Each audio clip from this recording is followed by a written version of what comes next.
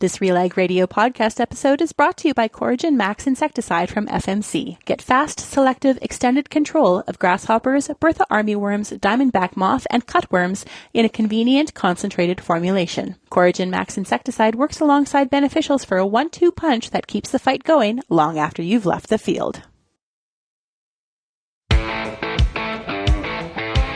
It's time for RealAg Radio on Rural Radio Channel 147 on Sirius XM.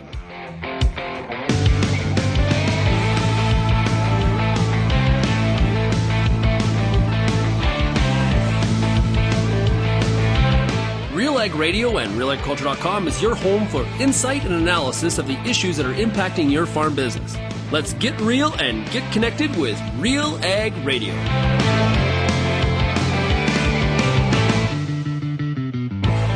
Welcome to RealAg Radio here on Rural Radio 147, Sirius XM. Shaun, Haney, your host here on this Wednesday midweek edition of the show. Thanks so much, everybody, for making RealAg Radio and Rural Radio 147 a big part of your workday. Also, of course, a big shout-out to everybody listening out there as well on the RealAg Radio podcast. Like I mentioned, we're broadcasting this week from Toronto, Ontario. Looking forward tomorrow to being in Ottawa at the CFA Federal Leaders Debate, which I'm going to be a co-moderator for. Looking forward to that. Appreciate the Canadian Federation of Agriculture once again having me a part of the event. And you'll be able to catch the event on YouTube. And the details are in a story on RealAgriculture.com, so make sure you check out that. And if you're a subscriber to the Real Agriculture emails, you would have got that in your inbox this morning. That's right. You can become a member, or a subscriber, I should say, by going to RealAgriculture.com/subscribe. Free e-newsletter in your inbox with all the updates, all the information, the things that you need to know to take on the day. Okay, what we're going to do today, we had a team meeting this week in Toronto. And for the sake of time, okay, I'll be honest with you, for the sake of time, this team only gets together once a year. So today what we're going to do is run a special show for you, really popular. So you've heard Evan Shout from Maverick Ag and the Truth About Ag podcast. You've heard him on RealAg Radio. He's been on during the week sometimes. On the Friday show he's been on, providing some great farm management insight. I was his guest on the Truth About Ag podcast. And honestly, I had a lot of feedback on different appearances that I've done. As the feedback I got on this appearance, because people got the chance to hear my story. They wanted to hear what I had to say, or me being interviewed. I guess that's the best way to put it. And we kind of dove into the history of real agriculture and how it started, where it came from, and what the significance was. We had a really interesting journey through time. So we're going to play parts of, I don't know if I'm going to be able to squeeze the whole thing in. We're going to try our best. But this is me talking to Evan Shout, who is the host of the Truth About Ag podcast, talking about the truth about real agriculture. I am on my own today, and I had to scrounge and cry and just plead for somebody to come on here with me. And Shaun, you are the answer. It's called the bottom of the barrel. It is the bottom of the barrel. So, yeah. And I also realize you've probably been talking nonstop for the last few days about politics and elections and tariffs. So I want to get away from that for a little bit here, at least. We can touch on that later if you want. But for me, I want the story of the real Shaun Haney. Give me your background. I know nothing about you, Shaun. I mean, we're in business together right now, and I honestly couldn't tell you where you grew up or any of your story. So give me the story. Most people don't even know where. That's the funny part. I travel so much. I'm all over the place, here, there, wherever. And people are like, "You're from Winnipeg, right?" No. You're from Ontario? No. Saskatchewan? No. Alberta? Yes. So I did grow up in southern Alberta. Picture Butte, Alberta to be exact, feedlot capital of Canada, fourth or fifth. I think it's the fifth largest cattle feeding region in North America, and grew up at a family farm, seed operation. So I kind of cut my sales teeth selling certified seed and canola seed to farmers in the region. We had a feed yard, kind of what now would be considered a small background yard, but at that time we finished cattle. We had I think maximum capacity about 8,500 head. Okay.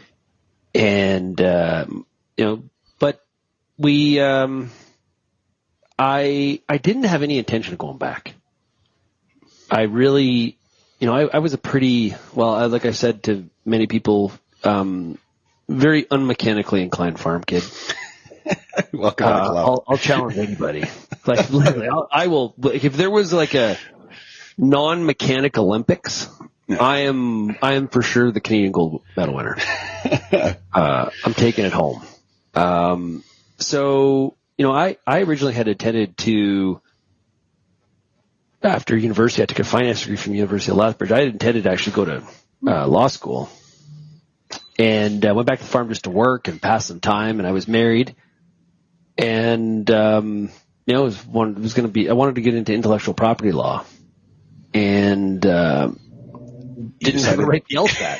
You decided to take a hard right turn somewhere in there? It makes no sense, right? Like talk about not having a bloody clue what you're going to do. You just knew you didn't want to be back at the farm.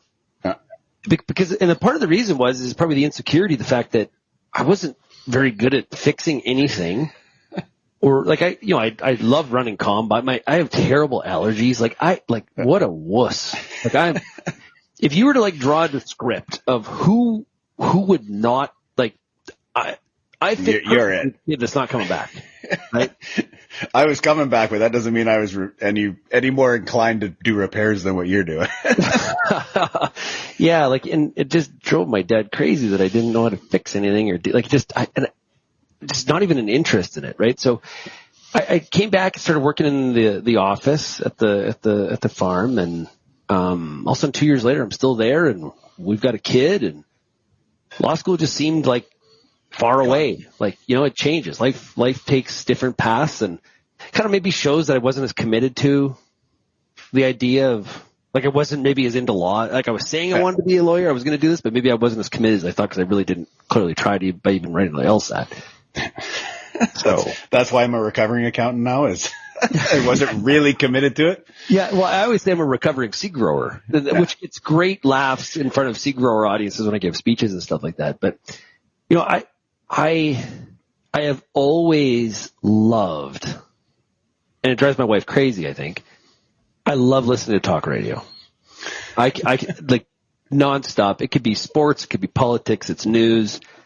I am listening. I'm an auditory learner, and so I am listening to something all the time. So it's a real fight in the vehicle when we're trying to drive somewhere, and I want to listen to Bloomberg radio, and she wants to listen to some sort of country music. But so I think I kind of landed where I was meant to be. I think at the beginning, when I first started, it was just cool. It was neat. I really liked the trade or the travel and the ability to just experience different areas of agriculture. And so, but after a couple cycles of that, you're like, you got to be able to get up to the fact that you're going to be in Brandon the third week of January. Yeah. Right? It's not like all the things we're going to are in Nashville, Palm Springs, and Mexico. We're going to some places where it's bloody cold in the middle of winter, and travel is not fun. It's not like going on business travel. It's not like you're going on vacation. Yeah. You're working. And I would say that prior to the pandemic, I would get to about middle of March, and I would turn bitter and grumpy, and I just wanted to go home. And I promised myself when the pandemic happened, because it went from 150 days on the road a year to 0, just instantly, right? I remember being at the it was the London Farm Show 2020, and that was the last show I went to before the pandemic. And as the lockdown started. And I remember when the shut off happened, it was great. We had a great time as a family, because this is what normal life is like. You don't get on an airplane on a Monday and come back on a Friday, and you actually have supper with your family. This is really fun. But I promised myself that I would never get bitter about the travel ever again. I would appreciate it more. I would really kind of reflect on how I was lucky to be able to have a personal connection with people that are fans of real agriculture all the time, and not take that for granted and just appreciate it. And how we did it, honestly, is I really do mean this, Evan. my wife made it happen. Okay, like we had 3 young kids. I was gone all the time. She's trying to get the kids to baseball and hockey and going in 3 different directions across, a wide geography. And she's doing that all by herself. And I've come in the weekend, I'm like the fun dad and like show up when the games are going on and don't see any like, you know what I mean? Like, Yep. That did not happen without her. So I think it's incredibly important that, that is recognized, because this, real agriculture doesn't happen, isn't allowed to, get to this point without her being as flexible and understanding as she was and is. We're going to get back to my appearance on the Truth About Ag podcast, but first, in response to client requests, CCIA now offers a privacy consent option that lets us share your contact info to help recover lost, stray, or found livestock, all while keeping other details private. Learn more at support.canadaid.ca. We'll be back with more of RealAg Radio right after this.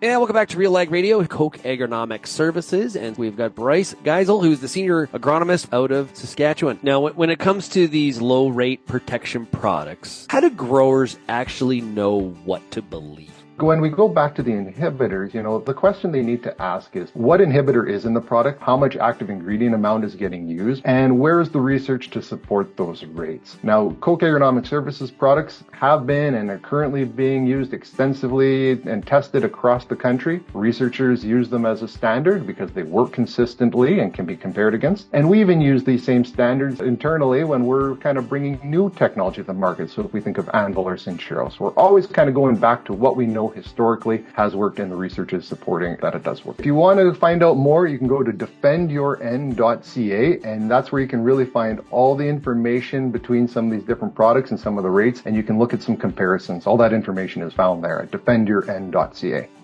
Growing corn? With Envita, you can cut your nitrogen and maintain yield, or maintain nitrogen and increase yield. Envita takes nitrogen from the air and turns it into nitrogen for your corn. It provides a right place, right time source of nitrogen to maximize your yield. Farmers who use Envita see healthier plants, bigger cobs, and less tipback. Envita is guaranteed to add more bushels to every treated acre. Start growing with Envita. Visit azotic.com to learn more. That's azotic.com.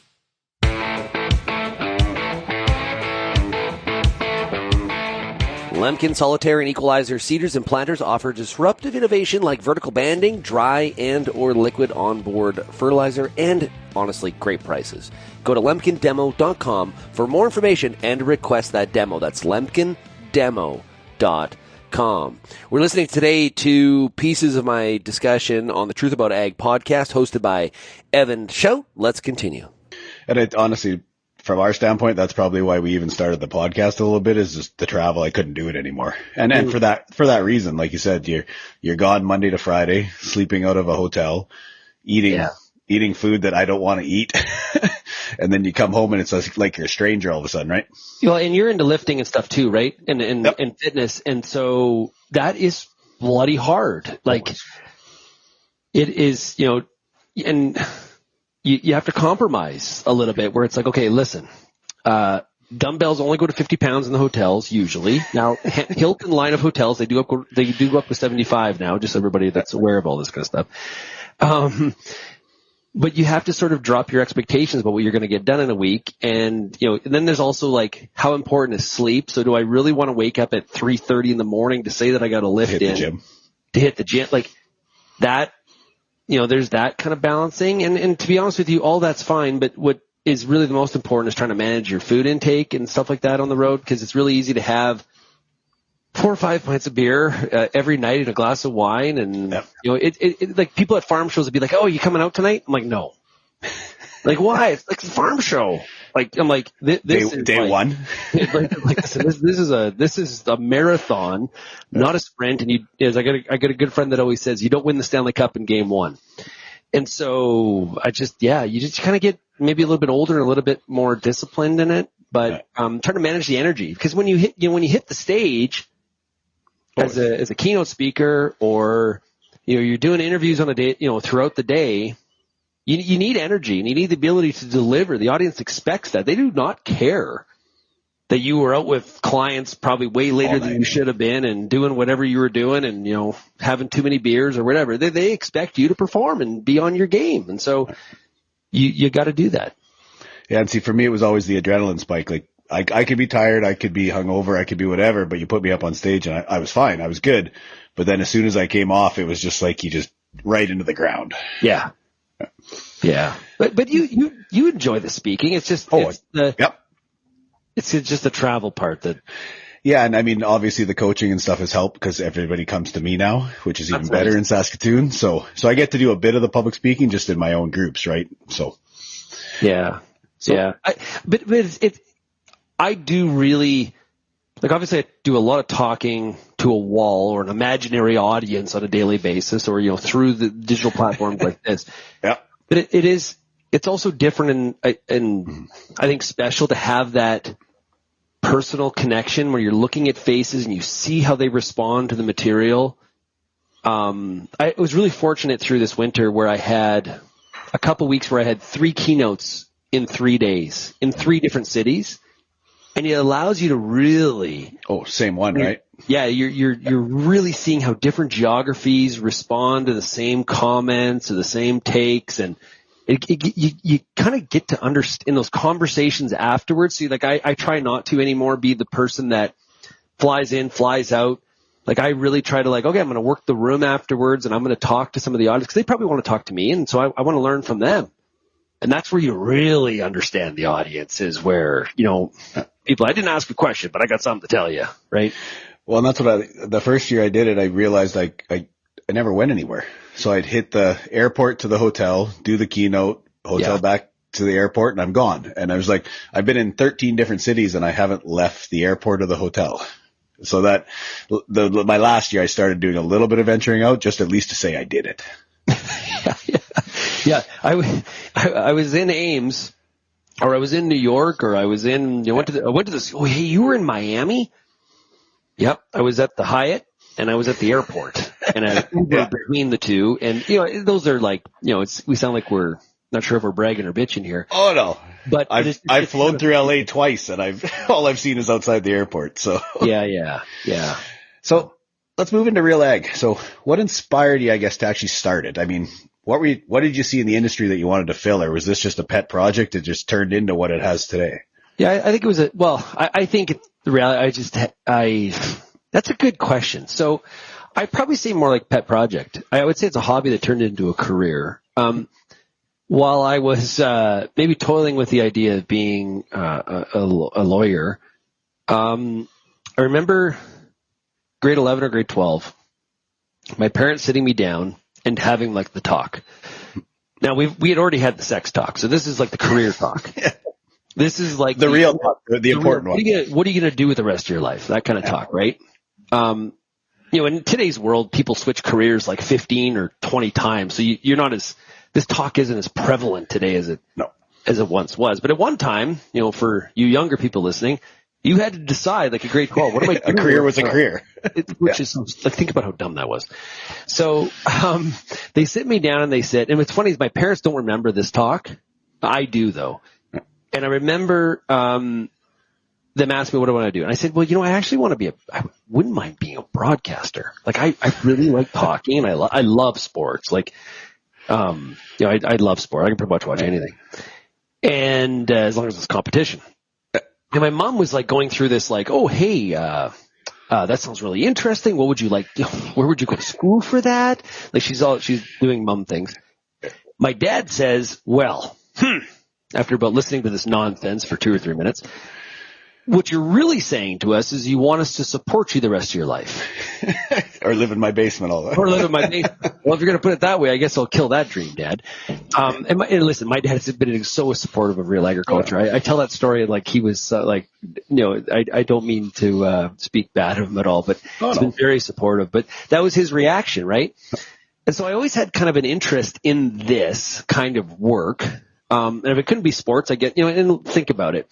There's a lot of sports broadcasters that starve to death. They end up selling, picking a different career because if you're Dan Schulman doing the Blue Jays broadcast, you're making a lot of money doing also college basketball for ESPN, but for every Dan Schulman, There are 1,000 people that are broke and can't feed their family. So I although I wasn't mechanically inclined, I had interest in agriculture, and I had a lot of connections in the seed industry because I had grown up in it.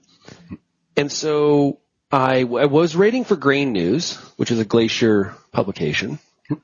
And at the time, Jay Wetter was who's now with Canola Council, Canola Digest. He was the editor. And I said, I was writing 19 columns a year, 5,500 characters. It was some work, and they were paying me virtually nothing. And I said, hey, Jay, I need a raise. Jay said, oh, I don't know. Let's see. I don't know, Shaun. So Jay comes back and says, no. I said, well, I quit. Like any good entrepreneur, I've got a bird in the hand. I'm going to quit. And I'm like, you know what? So that weekend we were with some friends in Medicine Hat, drinking way too much beer. And I was like, I'm going to buy a website. They have this at-home internet business thing. And he's like, I was telling him about the story. And he's like, you should just buy a URL and just start writing online. And I'm like, yeah, I should. And then I thought of, so I was hugely, because I was a finance grad, so I was hugely interested in the market. So I was a subscriber to, Jim Cramer from Mad Money? Yep. Yeah. So his web presence was thestreet.com, but they had a subscription service that was realmoney.com. So I was like, well, I'll just buy RealAgriculture. That's perfect. I'll just play off of that. I was waiting for the monumental explanation, but this is not it. So that's what I did. I bought the RealAgriculture URL on GoDaddy, and Monday morning I was posting. And that's kind of, and what's interesting is that like that weird emulation, how I ended up with that URL really describes kind of what we've been, right? We've been sort of trying to provide what's really happening in agriculture, and from a, kind of a grassroots sort of level, because at the time when I started, I was also like in the, you're in the fields. I was in the fields, right? And I was selling, as a seed dealer, and I was doing that kind of stuff. And so it all kind of fit. So it just sort of happened. It wasn't like I went through this huge branding exercise and just sort of went with it. And thank God I didn't listen to the first 10 people I told this idea to, because the first 10 people are like, you are an idiot. One person said, whatever you do not repeat this idea to anybody else, because that is dumb. You've got a good thing going with this farm. What are you doing? And that person now is like, honestly, a huge fan. He's like, thank God you didn't listen to me. I want to take this moment to give you a little highlight on one of our sponsors, Maverick Ag Consulting, providing the link between primary producer agriculture and the business world. Maverick offers specialized financial and operational consulting products that allow farmers to navigate the current farming environments. Looking to take on more dirt, an expansion in equipment, or just lay down a strategic plan for the farm? Maverick provides you with specialized resources and tools to take the gut check and emotion out of decision making. If you are ready to take the next step in your farm's definition of success, reach out to maverickag.com for more details. And back to the truth about ag. So that's the start. What's the aha moment where you're like, you know what? I'm actually doing something here. This could actually be a career. So I started going around to farm shows. So I'm big on emulation. So there's a lot of smart people out in the world. You don't need to create, everything doesn't need to be your idea. I believe that very strongly. And there was a guy, Robert Scoble, the Scobleizer. He's a tech reporter. And he was going around to Consumer Electronics Show, and he was taking a bunch of videos of going booth to booth. And I was like, well, that's interesting. If they can do that in tech, why the hell can't we do that in agriculture? So I got a little camcorder, and at Crop Production Show 2010, I think it was, got a media pass and started going booth to booth. And those videos are awful. They're grainy. I am terrible. First ones always are. I will never watch those. And they are funny, though. And I remember a lot of the other ag media saying, I hope I never to God have to do that. Have to do that. Ridiculous. Now, all those people all have video cameras running around from show to show. And so that, in about the summer of 10, maybe it was into 11, I was at a meeting, a seed meeting, because I was still running our seed business. And a gentleman by the name of Ferdy Schneidersman, who was running Becker Underwood at the time, asked for a meeting with me. And I was like, okay, that's good. Ferdy's a good guy. He actually ran Syngenta during the when Novartis and Zeneca got together to form Syngenta. He was the interim leader of Syngenta Canada. So he was running Becker Underwood, and Ferdy just hands me this check. I was like, oh, wait, Ferdy, what's this for? This is $3,500. Okay. And I said, or I asked him, what do you want to do with this? And he's like, don't worry about it. I'm like, well, what do you mean don't worry about it? What are you talking about? Just like, what do you want me to do with this? What are you doing, Ferdy? You don't owe me any money. He said, no, Shaun, you don't understand. I just want you to keep going. I don't want you to stop. Just keep going. That's pretty awesome. Because he wasn't concerned about what I was doing with Becker Underwood's logos or what, he had there was no metrics at that point to warrant them advertising with us. That's like I wasn't even sure how we were going to monetize. He just said, put our logo in a few places, just keep going. And that was kind of the encouragement to really, okay, this is kind of cool. Now it was probably another 12 months before anybody else wrote me a check, but at least it was sort of that moment of okay, this is cool. And I remember Syngenta had sponsored our canola school, and that was a much larger check at the time. And my dad coming into my office and saying whoa. I saw this, the controller just gave me this check that they gave you. They're paying you for this? I said, that's the whole idea, Dad. They paid for advertising for exposure, to the audience, and explaining the whole concept of advertising to him. He's like, this is amazing. Keep going, right? Okay, now there's money involved. Now we're on. Yeah, now you're not living in my basement. You're not living in my basement now and just flying, and I see all these costs, and you're flying all over the country and having a great time. So don't put your yield at risk. Put your trust in proven solutions. Anvil Nitrogen Stabilizer, Super U Premium Fertilizer, and Tribune Nitrogen Stabilizer from Koch Agronomic Services. These products offer higher active ingredient concentrations imitator brands can't match. See the difference at defendyourn.ca. We're back with more of RealAg Radio here on Rural Radio 147 right after this.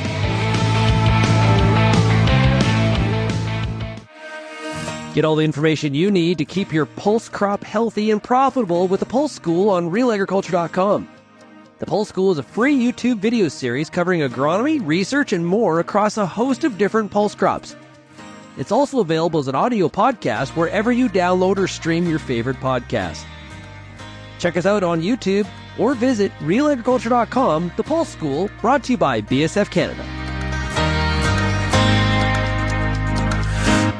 It is time for today's Product Spotlight. Joining me now is Jason Mann. Genesis Fertilizers announced a new partnership with the Arctic Gateway Group. Tell us about this partnership. Arctic Gateway Group is owned by quite a number of Indigenous communities in northern Manitoba. They're owners of the Port of Churchill and the Hudson Bay Railroad. Why it's important to us, everybody thinks Genesis Fertilizers is about nitrogen plant. We want to build nitrogen production in Western Canada for Western Canadian farmers. But when you're using nitrogen, you also need phosphate. And the idea of working with the Arctic Gateway Group is to find a solution to bring phosphate into Western Canada. We don't produce any phosphate in Canada, so we're very dependent on imports, and most of those imports come from USA and North Africa. Now, we thought it would be prudent to look for a source of phosphate. We'll call it tariff-free, where we don't have to worry about the risk of tariffs. If we can source phosphate somewhere globally and then bring it in a Panamax vessel into Churchill into Western Canada is a very efficient route. It's the closest tidewater to prairie farmers. For anyone who's looking for more information, head on over to the Genesis Fertilizers website.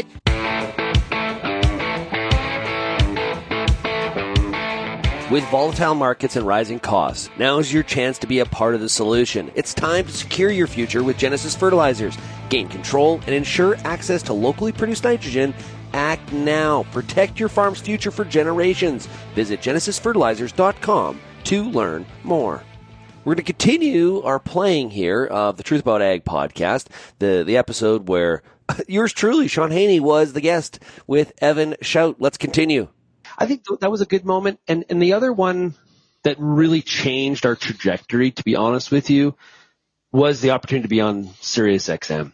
Okay. And when Rural Radio 147 came to us and said, hey, we need some Canadian content. And, people said, need to talk to you. And Ben Graham from Ad Farm was a big part of making that connection, which will always be grateful for. That was a big step change. And we were like I don't know, just this thing that was like Shaun's activity, and I'd convinced some people to like join me in this fun little project. The things changed. We went to Sirius because of the cost, there's just what that agreement looks like, and the revenue opportunity jumped for us in terms of what we could do and our exposure to a totally different audience. So I don't want you to stay humble on this one, but like, how does it feel? And I know you're going to give me an easy answer, but how does it feel to actually be considered a media personality now? Because that's what you are. I mean, everybody knows you. I mean, everybody knows RealAg. Everybody knows Rural Radio. Like, what was that feeling of going from obviously walking around with a camcorder to now I am actually a media personality that wherever I go, people are going to actually stop and talk to me? Yeah. So it is incredibly humbling. That's why it's also good to get out and about, to ground, maybe grounding you is the right way to put it. Like where you're reminded who you're talking to on a daily basis. Like I think that's not really just a computer. Good. Yeah. Like I think some people forget why they got into it. They forget who they're actually talking to, who their audience is. And I think it's really important to always understand what your audience is thinking and who they are. And of course, they're not one person. It's a wide trajectory and scope and scale. But I think it's really important to do that.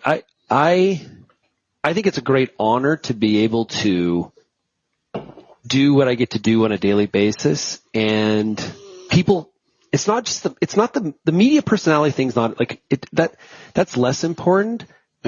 What the weight is, and maybe depending on how you deal with it, the burden is people coming to you to better understand what's actually happening. And so in this incredibly difficult world, and I know you do some great coaching as it applies to trying to help even the most successful, the upper echelon of farmer through some pretty tough times. Even the best of the best are struggling through, depending on what the situation is, right? To be able to be a resource to help in any way possible, not the whole solution, just a piece of the solution to help people better understand, that to me is what is the most fulfilling thing about this job. It's like, it is cool. Like when you're walking around Commodity Classic and it's in Denver and some farmer from Arkansas is like, oh, hey, how's it going? Listen to the show all the time. Or, this year's top producer, which Christian has won in the past, the top producer, Mark from Colorado. He's like, oh yeah, listen to the show all the time. Like that's kind of cool. You're like, wow, that's pretty awesome.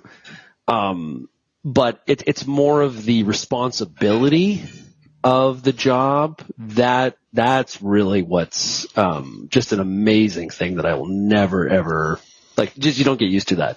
No. And that's what I laugh is when we started this, it was honestly, it was just a place for us to go vent, to tell you the truth. It gave us a platform to say things that we honestly just wanted to say. Well, how did Spit and Chicklets start? Oh yeah. They wanted to riff and tell some really funny stories about things that they had done. And that's what it was, is we were always, what do you want to say out loud that you just can't say? And then all of a sudden it was, okay, well, let's just say it out loud to everybody, right? So yeah, and I think that part two, Evan, to be honest with you, is the part of and I've said this to a few other people, is that a lot of times when people do this kind of stuff, they're not themselves. No, they think they have to be, and I think that's one of the keys to success is just be yourself, be your personality, and if you're people are going to be attracted to that. I probably don't do some of if I look back at some of the dumb shit that Lindsay and I did at a few farm shows, I wouldn't do that anymore. There was one where Lindsay and I were it was pouring rain at the outdoor farm show. And Lindsay has a very good sense of humor and is a lot of fun. Kelvin's more of if you're thinking about the news guy, he's a little bit more straight laced. We would never convince him to do this, but Lindsay and I in the pouring rain were in a soybean tote, and it was in the Pride Seeds booth, and they had a mascot in the booth that year. And it was the mascot was a dairy cow because they were selling corn hybrids for the silage market, and the mascot's name was Penelope. Well, I had stolen I was going to give it back, but I had borrowed the Penelope's head. And in the pouring rain, we're doing a farm show wrap up, all the good things that happened at the farm show, all this kind of stuff. And then at the end I put Penelope's head on. And I remember Lindsay saying to me, "Take that off. You look ridiculous." I'm like, I don't look ridiculous. You look ridiculous for the person standing beside somebody in a cow's head. Like, we would do stupid stuff like that I probably wouldn't do anymore. But yeah, we kind of maintained the fun of it all through everything. Maximize productivity and profitability with an innovative all-in-one approach to farming, combining accounting, business planning, agronomic field planning, and advanced technology. MMP Ag Intellect delivers personalized solutions that empower you to make confident, data-driven decisions. Visit mmp.ca to learn more. We've got more of my appearance on the Truth About Ag podcast coming up right after this.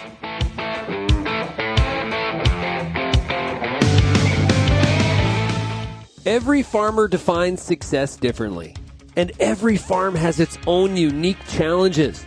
Corteva Biologicals is partnering with Canadian farmers for their success, offering unique solutions that improve and protect crops from start to finish, based on each field's needs. Using proven predictable solutions across all crop stages, Corteva Biologicals helps build healthy, productive, and profitable farms. Corteva Biologicals, we're growing together. Right now, people in agriculture and food are facing challenges that can feel overwhelming. If you need to talk, access the National Farm Crisis Line at 1-866-FARMS-01. That's 1-866-327-6701. It's 24/7 confidential help when you need it. Farm Credit Canada also has tools to support your long-term mental health. Learn more and access the crisis line at fcc.ca/wellness.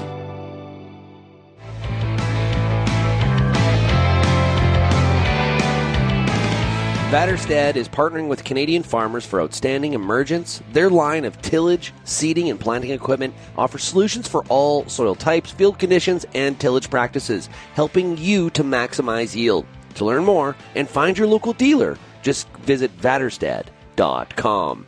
Let's continue my conversation with Evan Shout on the Truth About Ag podcast. Well, and I think that was part of it. Like, I don't go back and watch the early ones anymore because honestly, you should. I just cringe. You should. And part of it was because I actually did a little prep for those. And now, honestly, I chat GPT about 5 minutes before the guest jumps on. Christian honestly just comes on 5 seconds before we start recording, to be open with anybody who thinks he's rehearsed. That doesn't seem very EOS traction like for him to be prepared. Yeah, there's none. And honestly, the best stories I have from presenting was he never did. Like I used to, the first couple of years I worked with him, we'd show up to a show and both of us would be keynotes or speakers. And I'd be on the treadmill in the morning reading my notes and remembering what I was going to say on each slide. Yeah. And he'd show up and he's like, "Do you have the presentation for me?" I don't have it. Pardon? He's like, "Well, you created it. I don't have a copy. Can you send it to me?" And it's 5 minutes before he's going on stage. Dude, we're on the stage in 5 minutes. Yeah. And that was him. And that's always been him. Like, put him in a negotiating room. For me, if anybody wants to know why I left where I left to come here, sit in a boardroom with Christian for 5 minutes. It amazes me. Things that take me a week to figure out, it's there. So, I mean, and we all prepare differently, right? Oh, huge. So how I prepare for a show is different than how other people, but you got to find what works for you, yeah. Right? I think I went through the same thing as you, where you go through stages where I would over prepare. I feel like I had to know everything. And it's impossible. You're going to stretch yourself out to know everything. And so it's okay once in a while if somebody from the audience says, what about this? And you don't know, it's to say, actually, good question. I have not a clue. Yeah. Not a clue. And that was honestly probably the hardest part is I used to present thinking I had to know everything, and you just drive yourself insane because you're waiting for that question you're not going to have the answer for, where now there's lots I don't know, guys, and I'll be the first one to say it. One of my most embarrassing moments ever was, you only do this once, and then you're like, okay, learning is hard sometimes. And actually, it was funny because at Commodity Classic this year, I went out for supper with Chip Flory, host of Agri Talk. Him and I and Clinton Griffiths from Ag Day. And I had reminded Chip, and he's like, I remember this. My most embarrassing moment ever on radio was on Agri Talk. I remember where I was. I was in Regina at the Farm Progress Show. So it was in June. And I had become a regular cast member on Agri Talk. Now I'm on there every Friday. And I just kind of become a regular cast member, and I was still kind of cutting my teeth in policy, and probably was on that show way before I probably should have been. But they were very kind to me. And at the time, host Mike Adams asked me a question. They were talking about ethanol, and they were talking about E10. Mike asked me a simple question that I know the answer to today. I did not know at that time. Shaun, do you have mandatory E10 in Canada? And instead of saying, Mike, you know what?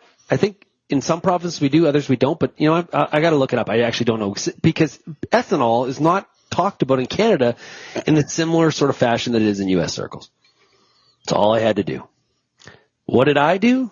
I started talking, and I couldn't stop.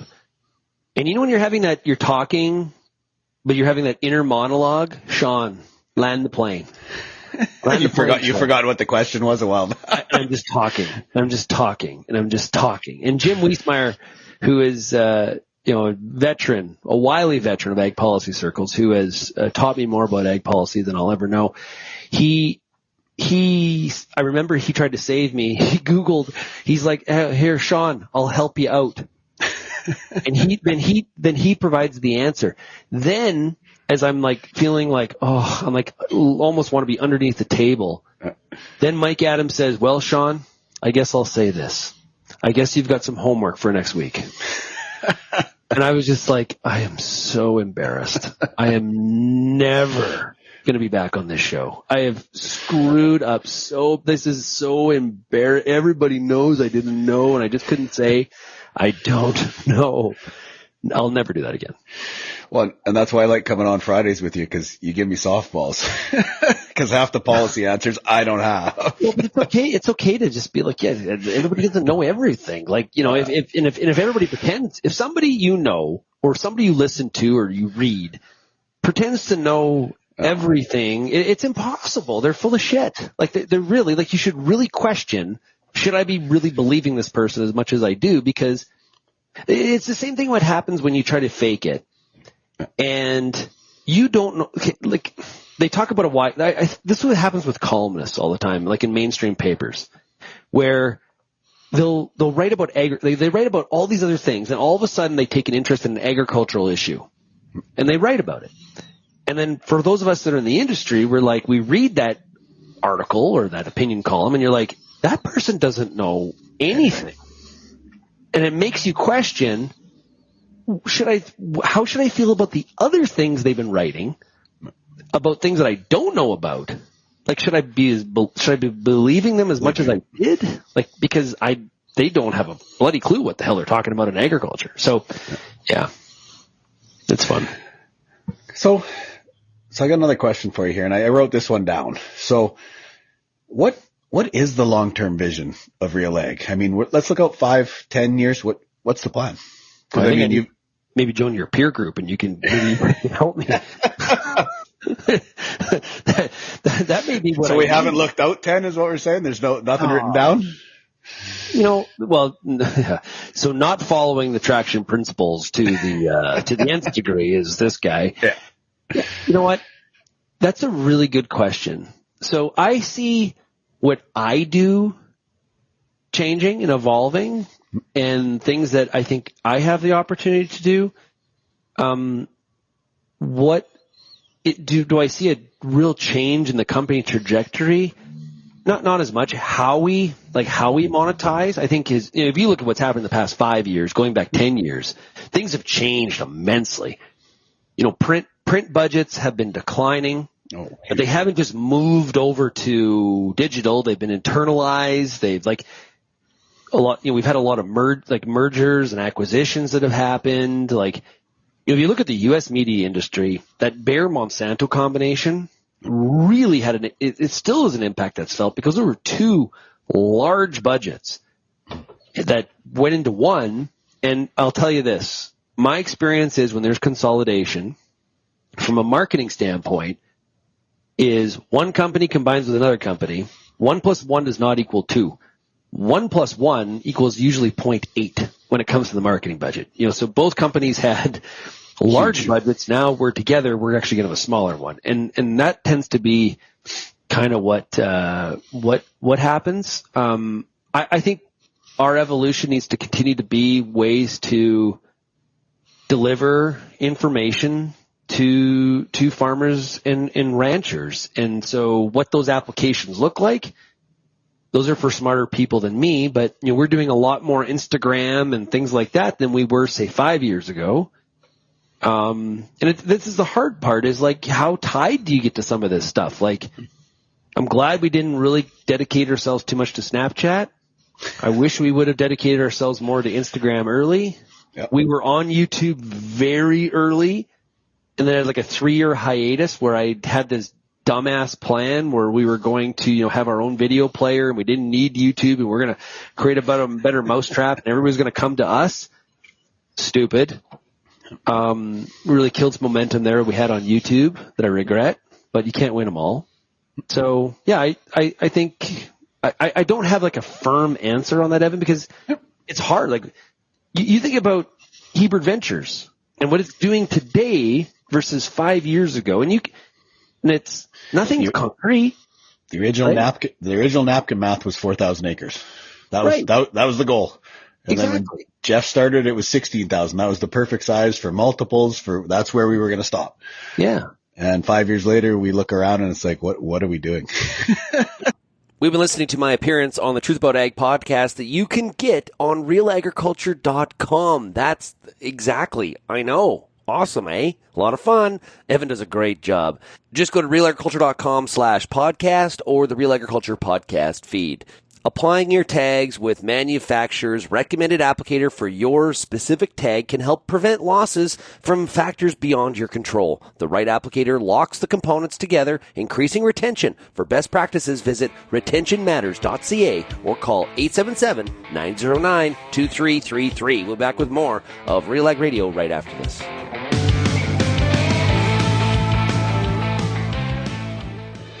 If you grow soy or edible beans in Ontario, you know that Sclerotinia white mold is no joke. Yield loss can be devastating, and timing fungicides can be complicated, but did you know there's a new seed treatment that can help mitigate yield loss?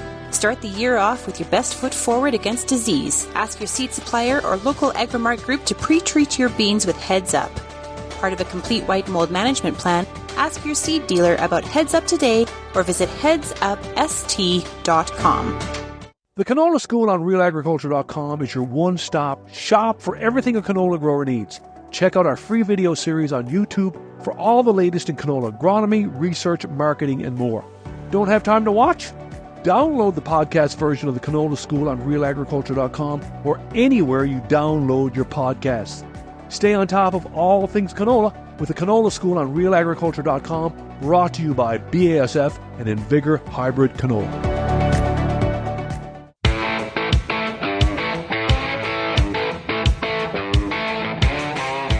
Need livestock tags? Get them fast and hassle-free through CCIA's online web store. Shop approved tags for beef cattle and pre-approved tags for goats and cervids. A variety of options all in one place. Order online 24/7. Visit tags.canadaid.ca, your trusted source for traceability. You've been listening to my appearance here on the Truth About Ag podcast. You can find it at realagriculture.com or on the Real Agriculture YouTube channel. And there is still another half of this podcast to go. We're not going to fit it all in here on Rural Radio. I'll say this. I had a lot of fun doing this. And I received a lot of emails, text messages, even got some phone calls from people that enjoyed it and didn't know parts of the story. And that's the cool part. And I get a chance to do a lot of different interviews in this job. And don't get it. It can be difficult to talk about yourself. I'll be honest with you. At least I struggle with it. And like, people won't. It's funny. I'm telling people all the time in my job. They're like, I don't have anything interesting to say. And then I talk them into the fact that they do have something interesting to say. And I honestly, when I'm put in that position, I'm doing the exact same thing. So I definitely sympathize with you.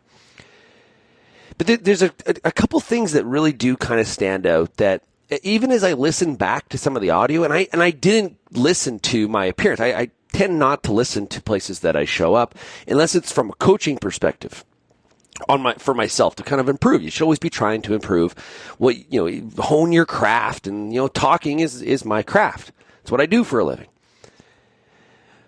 It's the piece about the one portion that I did get the most feedback on that I did include in the audio here was the story about Ferdy Schneidersman writing the first check to RealAgriculture.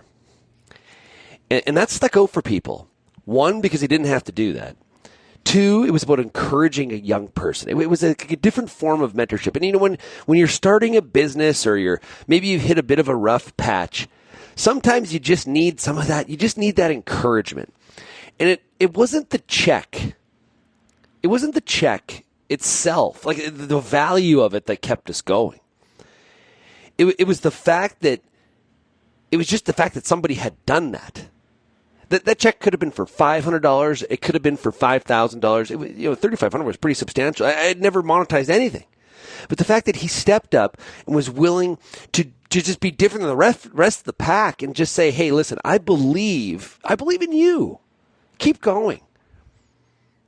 Keep running this. I know you're running hard. You're running off your feet, zipping all over the place, this plane to that plane." And just that act by Ferdy was really that encouragement. And so ask yourself, is there situations where you can provide somebody some encouragement? It doesn't need to be monetarily, but maybe it just needs to be a conversation, some verbal encouragement, maybe just a bit of a pat on the back. Say, "Len, I really like what you're doing. Really appreciate it." I think those are the kind of things in the long run that for the entrepreneur, and whether it's young or it's someone middle-aged, it doesn't really matter. It's just somebody trying to make something work because they've got the passion for it, they've got the belief in it, and whether it's in the product, the service, or themselves, they're just betting on themselves. The act like what Ferdy did, I think, really shows the impact that kind of just taking some time out of your own day to make a difference for somebody like that, I think is pretty darn impactful. So that was the piece of the story that definitely did. And also Lindsay giving me crap that I said I would never get into a soybean shuttle tote again. Yeah, okay, fine. I would. I probably would. In fact, I'd be the one probably dragging her there. So she's all talk. Anyway, we had some really good laughs about some of those stories as we reconnected around them here at our team meeting in Ontario. Listen, encourage you to listen to the full episode of the Truth About Ag podcast, My Appearance. There's lots of great episodes. Evan and Christian do a fantastic job.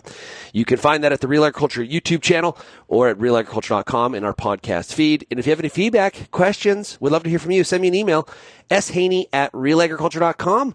Or, of course, you can always call the RealAg feedback line, 855-776-6147. Thanks, everybody, for getting real and getting connected with RealAg Radio. Talk again tomorrow. Cheers, everybody.